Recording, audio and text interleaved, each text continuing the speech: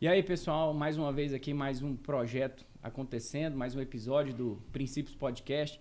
E hoje nós estamos aqui com uma pessoa especial, o pastor Cláudio Romero, da Igreja Caminho. E agora ele vai se apresentar para vocês aí. Nós vamos ter um bate-papo bem tranquilo aqui, viu, pastor? Vambora, espero que seja tranquilo, né?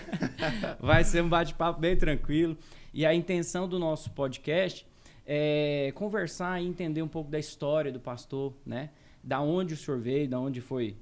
E a gente já queria saber um pouco mais sobre o nome da igreja do pastor. É aqui em Anápolis, né?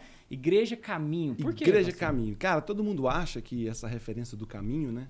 É em relação a Jesus, o caminho, ou em relação à igreja antiga, que se diziam aqueles que eram do caminho. Mas não é sobre isso. A identidade caminho da igreja é que a visão da nossa igreja é ser uma plataforma onde as pessoas possam encontrar o seu destino. Porque o que a gente descobre às vezes que existem muitas pessoas dentro da igreja que não conseguiram achar o seu propósito de existência. E aí passam a ser aquilo para o que não nasceram para ser, e sendo aquilo para o que não nasceram para ser, são algo que desagrada ao Senhor. Então, nossa ideia é potencializar pessoas, né? Pegar alguém, achar, ensinar ela o que para o que ela veio e potencializá-la e colocar ela no caminho. Então, a ideia da igreja do nome é essa. Legal, pastor Cláudio. Pastor, eu queria saber um pouquinho da história do pastor. O Princípios Podcast, a gente fala de princípios, mas é mais um bate-papo com pastores, né? Então, esse é o terceiro episódio. E o ponto interessante que a gente quer entender é um pouco da história, do sentimento, da emoção, da chamada. Mas, para iniciar, eu queria saber onde o senhor nasceu, se o senhor nasceu num lar cristão ou não. Eu queria que o senhor falasse um pouquinho desse começo. Então, cara, eu sou de Brasília. Eu nasci em Brasília e tem 20 anos que eu estou em Anápolis. Há 20 anos atrás eu vim para Anápolis. Eu não nasci num lar cristão. O meu pai era filho de cristão, meu avô foi presbiteriano, foi o fundador da primeira igreja presbiteriana de Duque de Caxias. Meu avô era espanhol. Eles vieram da Espanha para cá, cristãos, e ele fundou essa igreja. E meu pai, por algum motivo, é algo que eu tenho vontade de saber na eternidade, porque que ele se distanciou do caminho. E meu pai era um policial, e aos 12 anos, a minha mãe, quando eu tinha 12 anos, a minha mãe começou a se relacionar com o evangelho, e ela começou a nos levar para a igreja. Porém, eu sou filho do segundo casamento do meu pai. No primeiro casamento do meu pai, eu já tinha irmãos que eram pastores. Então, hoje, nós somos 6 irmãos vivos, mas dos 8 que nós tínhamos quando eram vivos, 7 eram pastores. Rapaz. Você vê o que é a promessa da vida do meu avô, né?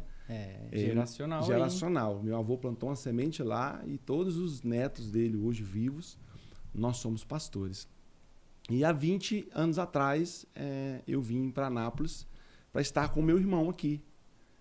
Ajudá-lo, estava no início do ministério dele. Pastor, e isso era com quantos anos? Se eu falar 20 anos... Eu tinha 24. 24 eu tinha 24 anos. Então, aos 12, o senhor foi levado ali pela sua mãe, né? Exatamente. Me converti contexto. Na primeira igreja de Cristo de Ceilândia Sul. E ali eu me converti, batizei, fui criado. Por que não na igreja do seu irmão? Porque na época a igreja do meu irmão era muito longe. Entendo. Então a gente ia a pé para a igreja, né? E aí... o senhor é mais novo? Como é que é? Não, eu sou o segundo mais novo. Existe o caçula que está atrás de mim. Eu sou o segundo mais novo. Perfeito. E aí, com 24 anos, o senhor veio ajudar o irmão aqui? Mudei para cá, né? As portas estavam muito fechadas em Brasília e meu irmão, não, vem para cá, vamos trabalhar junto na igreja. Eu vi. E aqui finquei minhas raízes, né? Se tornou minha cidade do coração. Hoje eu vou para Brasília, macho, eu chego a rupio, de vontade de vir embora, né? O coração não tá lá, não. Lá foi só o nascimento mesmo. Anápolis, então, tá a paixão. Você tá doido, moço. A igreja que o senhor tá pastoreando aqui tem quanto tempo? Tem 4 anos. 4 anos. Nós iniciamos a igreja exatamente na pandemia. Então, eu costumo dizer que a gente está aprendendo a ser igreja sem pandemia tem 2 anos. Porque são realidades totalmente distintas você ser igreja na pandemia e ser igreja pós-pandemia, né? E eu até tenho algumas teorias que eu tenho de que a mudança psicocomportamental que a pandemia causou nas pessoas hoje gera inúmeros manifestos que são assustadores. Por exemplo, antes da pandemia, a gente descobre que muitos cristãos eles iam para a igreja por religiosidade mesmo. E eles acreditavam que não conseguiriam viver sem ir para a igreja. Até que a pandemia veio, eles descobriram que vive sem ir para a igreja e continuaram nesse lugar. Entendo. Né? Então, muita gente saiu, parou de ir e não voltou mais. Entendeu que consegue viver sem culto. Entendo. Em contrapartida, quem estava fora, com medo da pandemia, caçou jeito de vir para dentro, né? Então, hoje a gente tem essa mesclagem de gente dentro da igreja. É engraçado que no Antigo Testamento o povo ia por medo, né? Tinha medo da mão de Deus, de tudo que podia fazer e obedecia através desse temor aí, que, entre aspas, não é um temor sadio, né? A gente precisa... É engraçado, quando a gente é criança, pastor, a gente tem medo do pai e obedece. Mas quando você é adulto, você fala, não, meu pai não vai me agredir mais, eu sou mais forte que ele, então a gente obedece por honra. Tá? Essa é a diferença interessante. O senhor falando de pandemia, né? Do início da pandemia, jovens, sou líder de jovens também, né? Sou pastor de jovens, e a gente percebe que eles realmente afastaram, né? O que tinha, a igreja não tinha muita coisa que enchia os olhos, e aí eles se afastaram. Mas o senhor falando de pandemia, a igreja do pastor, a igreja que o senhor pastoreia lá, a Igreja Caminho, já tem projetos sociais? Como que o senhor consegue alcançar essas pessoas de uma maneira efetiva, que cuida tanto da alma, né? Que a igreja é para cuidar, o senhor fala que o pessoal não voltou para a igreja. Então, assim, a saúde está bem, a academia está em dia. Exatamente. E a alma, pastor? Como que é isso? Então, a visão da nossa igreja é ser uma igreja espiritualmente poderosa e socialmente relevante. Nós não acreditamos numa igreja que não sirva à cidade. A igreja precisa ter o papel de servir a cidade. Então, um dos nossos braços... Eu digo para você que a gente é mais igreja de segunda a sexta do que de sábado a domingo. Para você ter ideia, por exemplo, hoje a gente tem um projeto chamado Bom Dia Cidade. Esse projeto a gente, de 15 em 15 dias, nós estamos no terminal rodoviário da cidade oferecendo café da manhã gratuito. E a gente bota a plaquinha ali, se quer receber oração, porque a gente sabe que tem muito pai de família, mãe de família, aluno, que sai de casa sem o café da manhã, está buscando emprego. E é muito interessante porque as pessoas elas não entendem que a igreja pode dar alguma coisa. Elas perguntam para a gente, isso é de graça mesmo? Por que é de graça, né? E a gente fala, não, Jesus já pagou, não é de graça não, está pago, né? Então esse é um dos projetos. Nós temos um projeto, por exemplo, chamado Acredite. Esse projeto a gente já realizou 4 edições dele.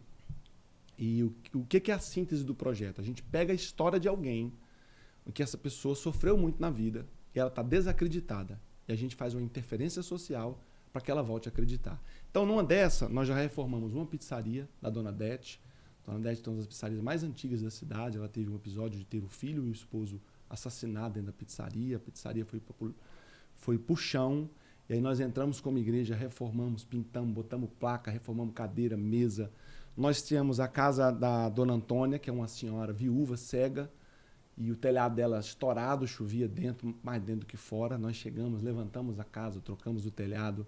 Nós fizemos a reforma de 2 orfanatos na cidade, né? Chegamos e reformamos 2 orfanatos.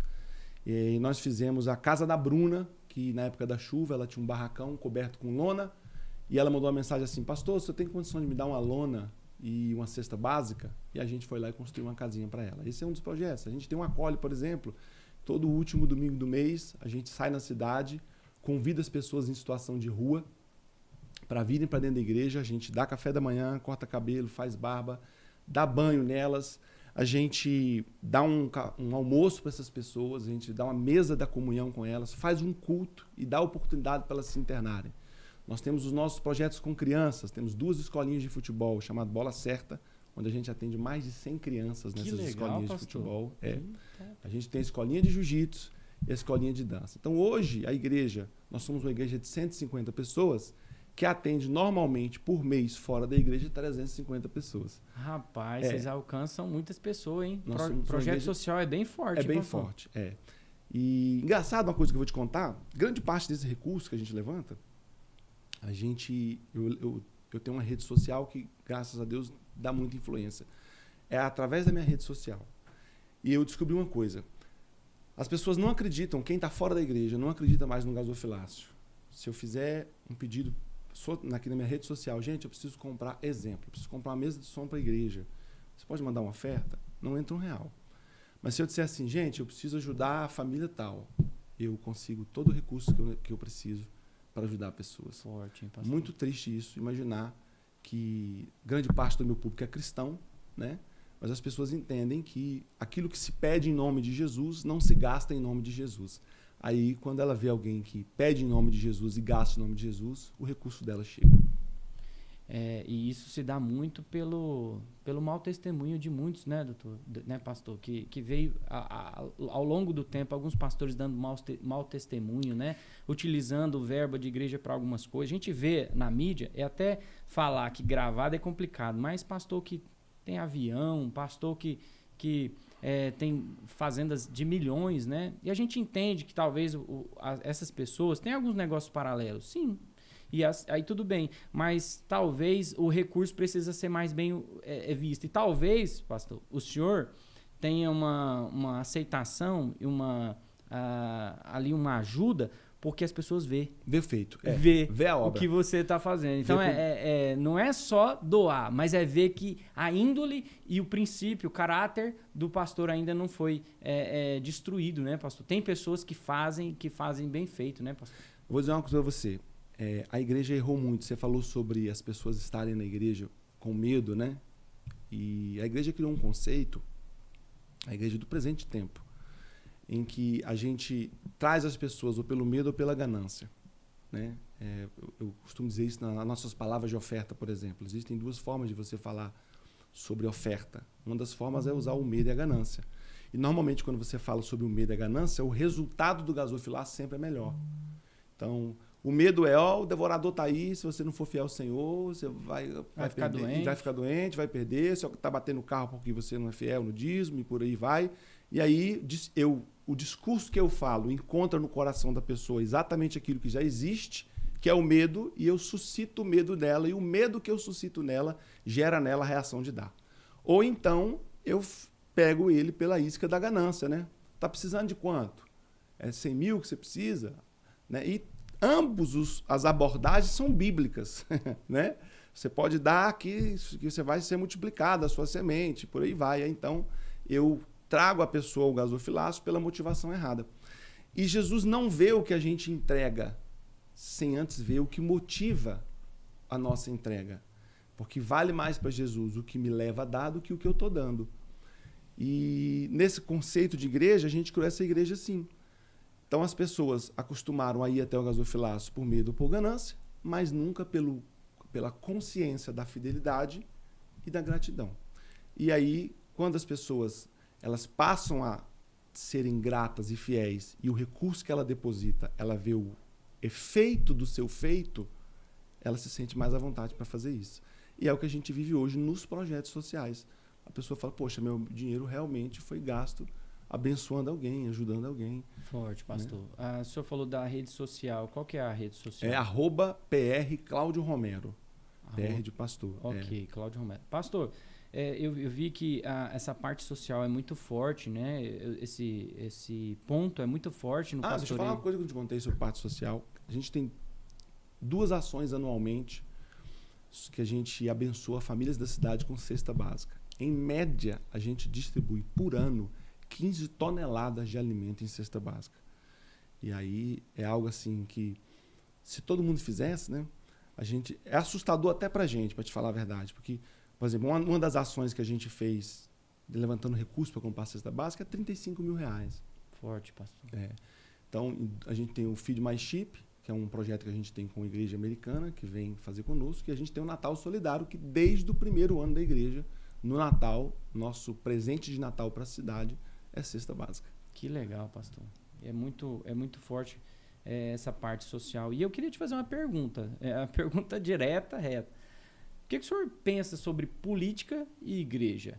Essa junção do social, a igreja podendo expandir o reino, e o que a política influencia? Pode se misturar ou não? Qual que é o posicionamento do senhor frente à política? O meu posicionamento é que a política deve servir a igreja e a igreja jamais servir a política. Quando a gente troca os papéis, quando a igreja passa a ser um servidor da política, a gente sai do nosso melhor lugar, que é estar no topo da cadeia alimentar. A igreja é a maior autoridade estabelecida na terra hoje. Não é presidente, não é vereador, não é governador. A maior autoridade hoje no mundo espiritual é a igreja poderosa e invisível do Senhor Jesus. Como eu posso ser a maior autoridade estabelecida por Deus e não influenciar os lugares de autoridades que estão abaixo de mim? Eu acho que a igreja erra muito quando ela não toma postura de não só estar na autoridade espiritual, mas também influenciar todas as cadeiras de autoridade que existem na nossa cidade, no nosso estado, na nossa nação. Uma das visões da nossa igreja, e o Senhor vai nos dar essa graça, é conseguir criar uma plataforma de formação de autoridade. Em que sentido, pastor? Vai ter um concurso da polícia? Vamos. Nós vamos dar o pré-cursinho aqui na igreja de graça. Queremos que cristãos sejam delegados de polícia. Queremos que cristãos sejam juízes. Queremos que cristãos sejam promotores.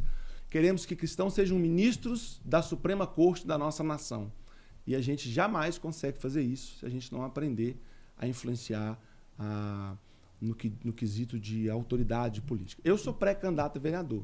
Eu ia te fazer essa pergunta Sou. sobre essa questão porque é o seguinte, pastor, essa pergunta é bem interessante.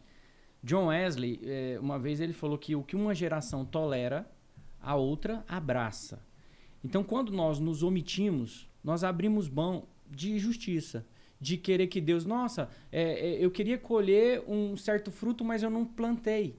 Então, a mudança e a vontade e a intencionalidade da igreja de colocar pessoas direcionadas, nós temos, quando nós temos bons líderes, bons políticos, talvez, né, autoridade, nós vivemos tempos bons, vivemos tempos de paz, né?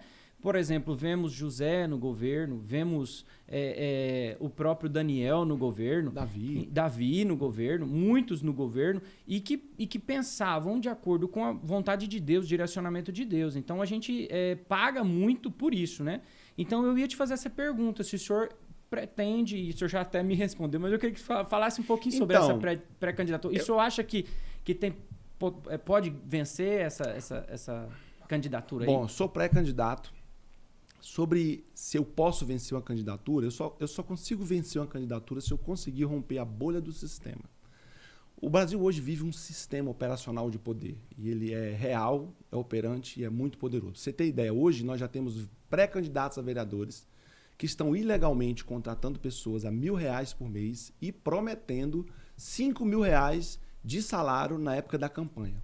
Bom, esse é o sistema. O sistema ele dá a mão para não perder o braço. O sistema ele investe para influenciar lideranças. E eu fico triste com a pessoa que aceita esses R$1.000 porque ela não tem o entendimento que o 1.000 que ela recebe agora é os 300 mil, 400 mil que vai faltar amanhã quando o filho dela precisar da UTI, quando ela precisar de cirurgia, quando ela precisar de saneamento básico. Vai faltar. Por quê? Porque quem paga, cobra. Aí você vê vereadores sendo eleitos e virando secretário. Né? Não é a regra, existem as exceções. Mas por que ele vira secretário? Porque ele precisa assinar o cheque para devolver a empreiteira, para devolver o fornecedor. Então, esse sistema, ele é o sistema que normalmente potencializa e gera as personalidades de poder. Eu só consigo vencer se eu romper essa bolha. E aí é mais difícil eu vencer. Por quê? Porque eu tenho que achar os iguais, as pessoas que estão indignadas com esse sistema, né? Mas eu estou trabalhando, acredito que, se for da vontade de Deus, estarei lá, tentando quebrar um preconceito que as pessoas têm. Ah, pastor não pode ser político. Eu falo, de onde você tirou isso? Você tirou isso do mesmo lugar que antigamente dizia assim, não pode comer manga com leite que morre. É uma informação que foi criada e virou uma mentalidade coletiva. Mas de onde você tirou? O delegado pode ser pastor, o juiz pode ser pastor, o médico pode ser pastor, o empresário pode ser pastor. E por que não pode ter um pastor político? Pode sim, não tem nada a ver. É um serviço, vira o funcionário público, vou servir minha cidade, vou ser o fiscal, vou ser aquele que vai estar olhando pela cidade. Já faço isso sem ter essa caneta, imagine tendo essa caneta. Então, forte. Porque a verdade é que esses pensamentos vieram do seguinte, que a política ela corrompe, né, a pessoa. Mas a gente vê exemplos na Bíblia que a pessoa só é corrompida quando... É igual o Mário Sérgio Cortella, ele transformou um adágio popular, que o adágio falava assim que a ocasião faz o ladrão. Uhum. Ele mudou e falou o seguinte, que a ocasião só manifesta o ladrão que já existia. Exatamente. Política não corrompe ninguém. Política revela o que já estava corrompido. Revela o que já estava corrompido. Então é mais ou menos isso. Pastor, mas é... Rapaz, você já me fez tanta pergunta, eu quero te fazer uma. Passa. Por que essa água não tem rótulo nela? Pastor, ainda, nós estamos começando, pastor. Ainda não tem rótulo, mas um dia vai ter. E o que tem que ter um patrocinador? É um patrocinador, gente, né, de água. Agora é oportunidade. Você que produz água, tá aqui a oportunidade de ter sua água no nosso podcast. Tá lançado aí o desafio. Obrigado, pastor, pelo merchan. Pastor, eu estava observando que o senhor entrou com um pedido, né, de lei na Câmara sobre banheiro de igreja. Eu queria que o senhor falasse um pouquinho sobre isso daí, que muitas pessoas estão nos assistindo aqui, é interessante. Então, não reinventei a roda não, tá? Eu entrei com um pedido público e foi assim, eu visitei todos os gabinetes de todos os vereadores e a solicitação desse pedido é que fosse aprovada uma lei que já existe no país, onde as igrejas, escolas confessionais e instituições por elas mantidas, o uso do banheiro fosse usado segundo o nascimento biológico de sexo, masculino e feminino. Por quê, pastor? Porque nós, os conservadores, os cristãos, nós somos sempre reagentes e nunca agentes. Então, já existe um movimento no Brasil para a unissexualidade do uso do banheiro. E eu acho que o nosso ambiente de igreja precisa ser preservado. Essa lei já passou na Câmara, salvo engano, nas 2 votações, e está indo para a sanção do prefeito. Isso vai gerar garantia para todos os pastores, para as escolas confessionais, para as ONGs que são mantidas por eles, que os nossos banheiros sejam o homem, biologicamente falando, use o banheiro masculino e a mulher, biologicamente falando, use o banheiro feminino. Para quê? Para a minha esposa não ser surpreendida com alguém que biologicamente é homem e se considera uma mulher, use o mesmo lugar que a minha esposa usa. Então, salvaguardar o nosso ambiente. Foi muito criticado, o pessoal aí do LGBTQ+, quer me processar, que isso é homofobia. Não, tem nada a ver, tem nada a ver. É só resguardar o nosso direito do nosso espaço. Ok, pastor. Pastor, falando o senhor acabou comentando que seu pai era policial, é isso? E a parte do seu avô foi pastor e o seu pai talvez teve um chamado aí a desenvolver uma proteção, né, um cuidado com a população, sempre voltado à comunidade, ao social, né? Mas o que o senhor me fala sobre armamentista, sobre o pastor que... Porque eu já vi alguns podcasts que alguns pastores são a favor e tem uns que são contra. E o seu pai era policial. O que o senhor me fala sobre isso, pastor? Eu sou um pastor armamentista. Eu tenho armas, não tenho só uma, tenho mais que uma. E por vários motivos. Não é porque eu gosto, é meu hobby. Tem homem que gosta de jogar videogame, jogar sinuca, jogar truco, jogar baralho. Eu gosto de dar tiro, acho bom, me divirto, me desestresso. E em segundo lugar, eu tenho arma por causa do amor. Em nome do amor que eu tenho arma. Por quê, pastor? Em nome do amor. Porque se eu estiver com a minha família na minha casa e o cara entrar dentro para tentar roubar, para tentar violentar a minha família, ele vai ficar ali onde ele entrou.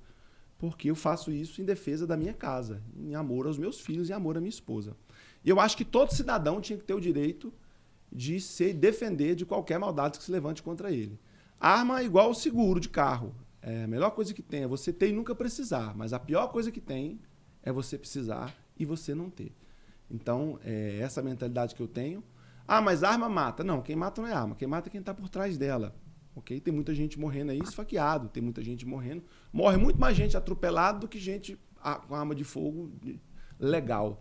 Então, não é sobre isso. Não é sobre esse conceito. É sobre o conceito de você ter o direito de se defender. Eu vou muito aos Estados Unidos. Nos Estados Unidos, meu amigo, não tem conversa. Patrimônio é meu. Você entrou, eu tenho a autoridade de te abater. Você só pode entrar na minha casa se você foi convidado a entrar nela.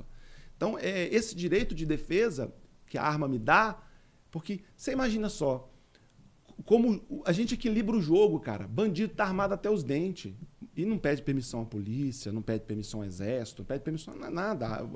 Bandido tem arma que a polícia não tem.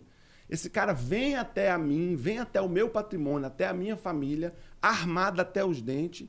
E eu tenho que direito de me defender? Nenhum. Vou ligar para a polícia? Moça, a polícia não dá conta. Então, eu acredito que o justo é que o cidadão de bem ele tenha a condição de defender sua vida, a vida da sua família, o seu patrimônio e acabou. Perfeito, pastor. Pastor, eu estava observando e eu vi um momento que você criou o Ministério Público, um vídeo que passou na sala de aula. Você pode explicar um pouquinho sobre esse vídeo? Deixa eu te dizer uma coisa. Eu fui procurado por uma irmã da igreja, em que o filho dela assistiu um vídeo em sala de aula e que ele veio de lá escandalizado com esse vídeo. Aí eu fui assistir o vídeo. Era um filme chamado Toda Nudez Será Castigada. Um professor de português da escola pública, que usa até pronome neutro, ele estava passando esse vídeo como conteúdo didático em sala de aula. Aí eu fui assistir o vídeo. O vídeo, irmãos, é pornografia pura. É ato de sexualidade, nudez e por aí vai. E aí o que eu fiz? Eu tomei uma providência, porque eu acredito que se não for problema de ninguém, uma hora vai ser problema de todo mundo. Eu acionei o Ministério Público, estou falando de crianças de 12 anos, pô. Eu acionei o Ministério Público, né? Por Estatuto da Criança e do Adolescente, é crime você expor criança a atos libidinosos. Acionei o Ministério Público, fui na Delegacia da Criança e do Adolescente, registrei uma ocorrência e fui no Conselho Tutelar e registrei também uma ocorrência. Para quê? Para que essa conduta fosse suspensa imediatamente. E graças a Deus a gente conseguiu alguns inimigos, né? Mas é normal. Mas esse vídeo foi suspenso em sala de aula. E uma palavra que eu quero dar assim, para os pais, eu fiz isso também com um livro. Um livro também que estava distribuindo aí nas escolas públicas. E o conteúdo desse livro era uma menina dizendo que não gostava mais de ser menina e queria ser menino. Eu repudio essa doutrinação sexual na escola. Escola não é lugar disso. Nunca foi. O movimento de esquerda está usurpando a educação, a mentalidade das crianças para enfiar na sala de aula a doutrinação sexual. E quem tem que observar isso é os pais. Os pais precisam prestar atenção em que tipo de conteúdo seus filhos estão recebendo na escola, porque o governo atual faz isso, está fazendo. Se a gente não se levantar, a gente é vencido por eles. Forte, pastor. O que eu posso perceber muito é que o senhor é um pastor assim, de posição mesmo, né? De princípio. É posicionado a favor da família, a favor dos princípios de Deus, né? Da defesa, do amor. Pastor, eu queria que o senhor falasse um pouquinho sobre a chamada sua do ministério. Quando você descobriu que foi aos 24 anos você veio para cá, mas com quantos anos o senhor assumiu o pastoreio? Foi agora, há 4 anos, ou o senhor já estava desenvolvendo? Não, eu sou pastor há 14 anos. 14 anos. Eu fui consagrado pastor, né? Eu fui pastor de direito, mas, na verdade, desde os 18 anos eu fui pastor de fato, né? Sempre amei pregar, cuidar de pessoas. Eu acredito que o pastor nasce quando o seu rebanho nasce. Eu não acredito em pastor sem rebanho. Pastor itinerante para mim não é pastor. Pastor itinerante para mim é pregador. Pastor é quem pastoreia, quem cuida de ovelhas, né? Quem de fato cuida de pessoas, ama pessoas, se envolve com pessoas. Então foi um processo onde eu nasci a partir da ovelha, né? Quando eu fui abrir a Igreja Caminho, eu tinha um conflito moral muito grande. Isso há 4 anos atrás. Eu tinha um conflito moral muito grande. E eu recebendo a palavra de Deus, recebendo inúmeros sinais, o Senhor me incentivando, mas eu tinha um conflito moral. Nessa época, meu irmão mais velho era vivo. E a Covid levou ele. E foi a última vez que eu estive com ele, foi quando eu sentei com ele para tratar sobre a possibilidade de nascer a igreja. E expressei para ele os meus motivos morais, né? Os conflitos que eu estava vivendo que me impediam disso. E ele me contou uma história. E eu quero compartilhar ela com você. Ele falou assim: Claudinho, um dia meu irmão ia muito para Israel. Um dia eu vim do Egito para Israel, eu passei e tinha um pastor de ovelhas. Eu pedi o Gui Costa, quero conversar com ele. Eu fui conversar com o pastor de ovelhas no deserto. Aí eu comecei a perguntar quantas ovelhas ele tinha. Na época ele tinha 80 ovelhas. Aí eu perguntei para ele qual o máximo de ovelhas que ele teria. Ele teria 100 ovelhas. E aí eu perguntei para ele, como é que você faz à noite com essas ovelhas? Ele falou, não, na noite a gente leva elas para o aprisco. Eu falei, fica longe daqui? Não, fica perto. O aprisco é seu? O pastor falou, não, o aprisco é um lugar onde cabe o rebanho de até 8 pastores. Ou seja, um lugar onde você pode pôr até 800 ovelhas.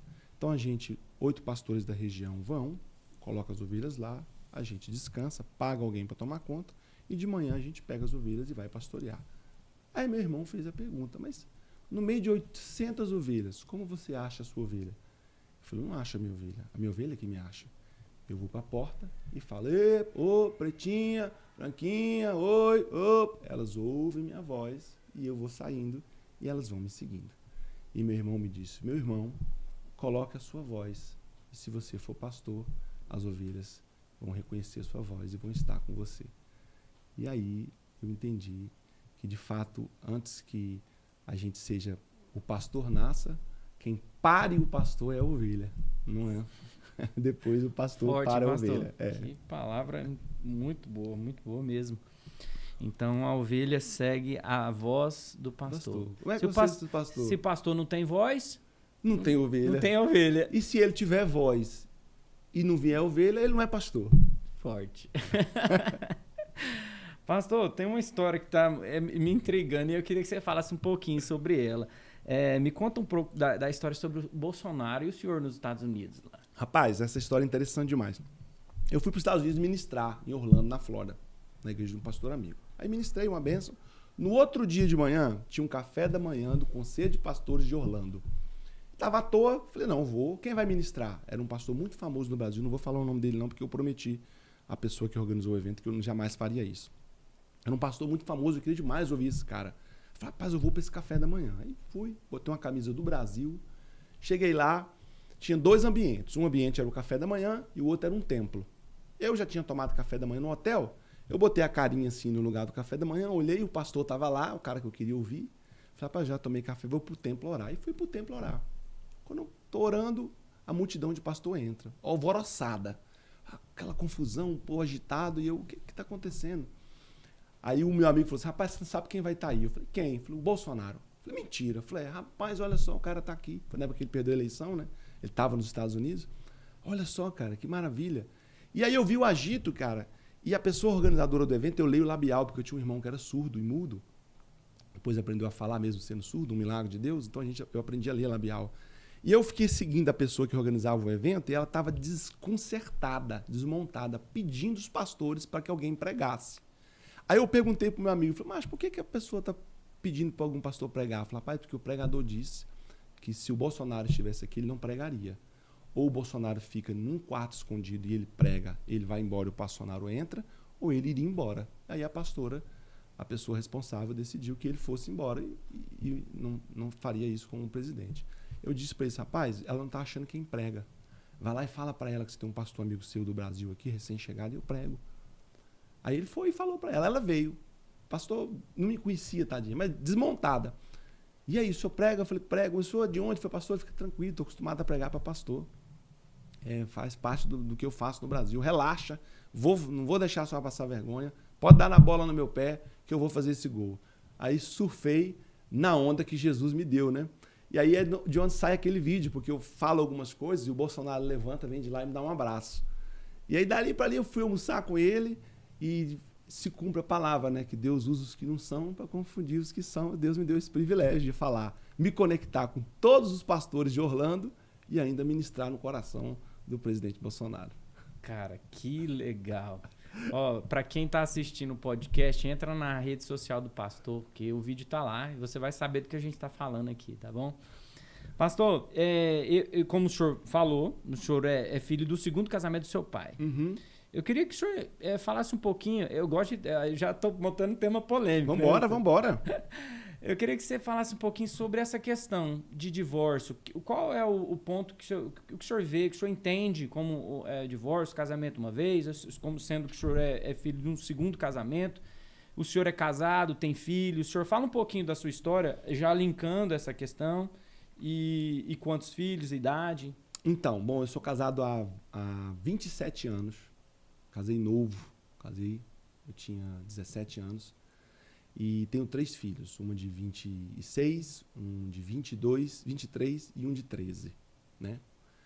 E eu abro as minhas caixinhas de pergunta na internet, a gente sempre recebe questionamentos sobre isso, né? Porque eu tenho 30 anos que sou cristão, 32 anos que sou cristão. Então, eu vivi 2 igrejas geracionais, né?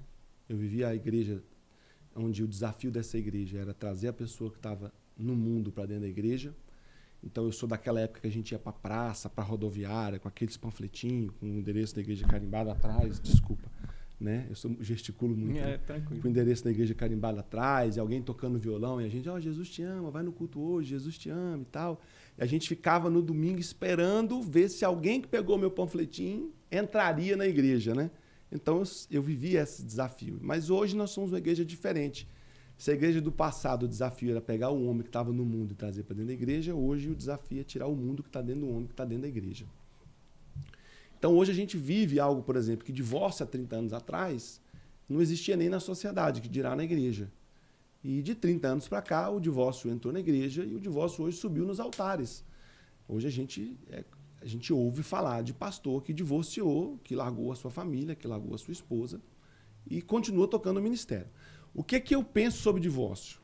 O divórcio bíblico, né? Que o adultério é a quebra da aliança, a quebra do compromisso feito.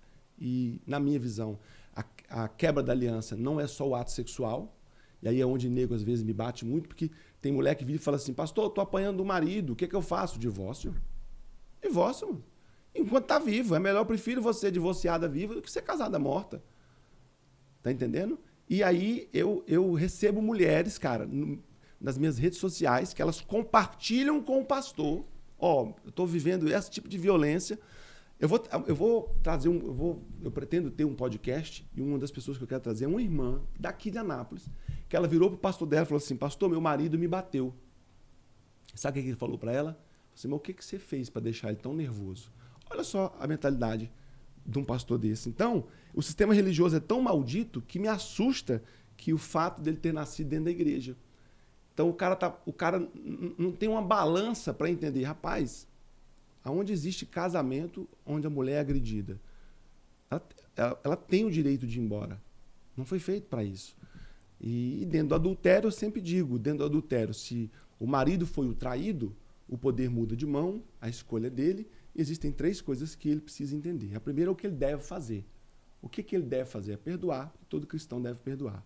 A segunda é o que ele tem direito de fazer. O que é? É o divórcio. Ele pode optar por ele ou não optar. E a terceira é o que ele pode fazer. O que é? Restaurar seu casamento. Mas essa é a escolha do traído. E aí, pastor não tem que definir isso. Eu não tenho que definir isso. Você foi traído? Não, essa escolha é sua. Eu vou lhe apoiar. Se for o divórcio, é direito seu, ok. E se você quer restaurar seu casamento, você pode também, eu chego junto com você. Então, isso é o que eu penso sobre esse ambiente de divórcio, né? E sou contra esses divórcios que se dão sobre o argumento de não se ama mais, não tem mais liga. Isso aí, o princípio foi quebrado. Eu estou dando um curso chamado 8 Semanas de Amor. E eu não oro por casamento. Ah, pastor, ora pelo meu casamento que está em crise. Se o seu casamento está em crise, é porque você quebrou o princípio. O fato de eu orar não resolve o princípio que você quebrou. Então, volte a praticar os princípios bíblicos, que o seu casamento não vai precisar de oração. Forte isso aí que você falou. Tem tudo a ver com o podcast sobre princípio. Então, só para me entender, essa parte eu gostei muito. O senhor não vai orar porque a oração não vai resolver o princípio quebrado. O princípio quebrado, entendeu? É uma colheita. É uma colheita. Exemplo, vamos usar alguns contextos aqui. O cara está na pornografia, viciado em pornografia. A mulher está do lado, ele está na pornografia. Aí ele vem, pastor, ora por mim, que o meu casamento, eu estou tendo problema sexual com a minha esposa. Oro nada. Toma vergonha na sua cara e abandone sua prática de pecado, que você vai voltar a ter uma relação sexual perfeita com a sua esposa. Você quer botar em minha conta? Eu que tenho que entrar no mundo espiritual e resolver teu problema? Vira homem, rapaz. Seja cristão de fato, seja cristão de verdade. Escuta o que eu vou lhe dizer, você vai se assustar aqui. Tem uma pesquisa que diz que 35% dos homens que estão dentro da igreja são viciados em pornografia. E 10% dos pastores dentro da igreja são viciados em pornografia. E aí o cara vira e fala, meu casamento está com problema. Irmãos, casamento só tem problema quando o princípio é quebrado. Quando os princípios matrimoniais são quebrados. Se você honra, se você ama, se você serve, se você sustenta, se você é submissa, não tem problema. Não existe problema. E aí, nego quer a varinha mágica e quer meter a conta no pastor, vou jejuar para o seu casamento. Não jejua não, meu querido. Resolva-se. Forte. Pastor, gostei muito desse papo aqui. Eu vou falar um negócio pro senhor. Tem papo aqui para mais de hora, viu? Né? Pastor, mas foi muito bom ter recebido você aqui. É um prazer, né? E até o pastor conhecendo, que o senhor falou que tem uma vontade de montar um podcast, né? Pois é. Eu também tinha essa vontade e agora está acontecendo. Então, não é difícil, pastor. Eu acredito que vai dar tudo certo. Tá dando certo aqui, acredito que vai dar certo pro senhor também. E o senhor tem muito a entregar. Eu acho que seria, assim, uma bênção para todos nós ouvi-lo, ouvir os seus convidados. Será uma bênção, né? Não, eu tenho esse desejo muito grande no meu coração, porque eu acho esse ambiente fantástico, cara. Porque às vezes a gente se atém ao ambiente da igreja, né? A gente é muito igrejeiro. E eu amo a mesa. Assim, tanto é que nós temos inúmeras atividades na igreja que se chamam mesa, né? Porque é um ambiente onde, fora da geografia religiosa, a gente pode expressar de fato o que está no coração, o que a gente pensa, né? E tem muita gente boa por aí, cara, que a gente precisa dar voz a essas pessoas boas, sabe? Às vezes o mecanismo de dar voz é um podcast e eu quero sim. E tem um estúdio aí, viu? Top, maravilhoso, tô sabendo em Anápolis, tô gravando nele, tá? Se você quiser fazer seu podcast aqui também, vai ter um telefone para contato aí em algum lugar. O ambiente é perfeito e a galera aqui é super gentil, ó, super recomendo. Pastor, é legal porque hoje em dia ninguém tem tempo, né? O tempo parece que, assim, lógico que o dia não diminuiu, é a mesma quantidade de horas, mas as pessoas não têm tempo. E esse ambiente aqui na internet, porque hoje, se for pegar uma média, eu nem tenho esses dados para trazer, mas a pessoa passa muito tempo no celular, né? E às vezes do trabalho para a escola, da faculdade para casa, então você tá ali, tá ouvindo uma mensagem, ouvindo um direcionamento, né? Um princípio, um valor, e isso é muito importante. Então, a mesa que o senhor falou, e a mesa cast, que isso aqui é podcast, esse dia um convidado me perguntou, mas por que podcast, né? Porque vem de iPod na época, e é aquele aparelhinho da Apple, né? E o cast é esse bate-papo, casting, que seria tipo uma gravação, né? Então, uma gravação no iPod. E aí, mas aqui é uma mesa casting e é uma conversa, um papo legal. É onde a mesa é o único lugar que a gente tá igual. A gente exatamente. Não tem um patamar, não tem um púlpito, não tem um palanque nos dividindo. E na mesa, pastor, porque às vezes o senhor vai ministrar, o pastor vai ministrar, eu vou ministrar, o pastor Lucas vai ministrar. O que acontece? Acontece que ele vai ministrar e às vezes o que vai falar comigo ali é 10%. Ótimo, graças a Deus por isso. Mas na mesa não, na mesa é 100%. É 100%. E eu trago, deixo alguma coisa na mesa e levo alguma coisa. Exatamente.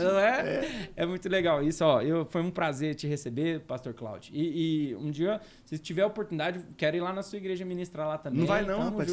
Se você fica. Vou logo avisando. Lá é daquele jeito. Tô brincando, mas estamos juntos. É um prazerzaço. Cara, parabéns pelo seu podcast, sabe? Amém. Assim, eu fico muito feliz de saber que a gente, na cidade, né, tem alguém produzindo esse tipo de conteúdo.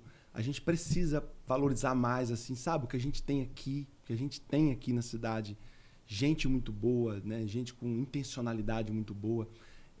As pessoas, às vezes, não sabem o desgaste, o investimento que você faz, o tempo que você gasta com o propósito de abençoar alguém, de melhorar a vida de alguém, né? E eu fico feliz. Cara, lindo o seu podcast, lindo o estúdio de vocês. Parabéns mesmo. Amém. Eu creio que esse MesaCast, esse podcast vai chegar aos seus ouvintes também, né? E se o senhor puder pedir para eles inscrever no canal, ajuda bastante, ativar o sininho. Vou fazer, com certeza. Vou publicar o link, viu? Vou fazer cortes, vou botar. E vou fazer aquela propaganda aqui do estúdio, porque eu amei. Amém. Tamo junto. É isso aí, abençoe. pastor. Obrigado, viu? Um abraço, meu irmão. Valeu. Direção, corta aí.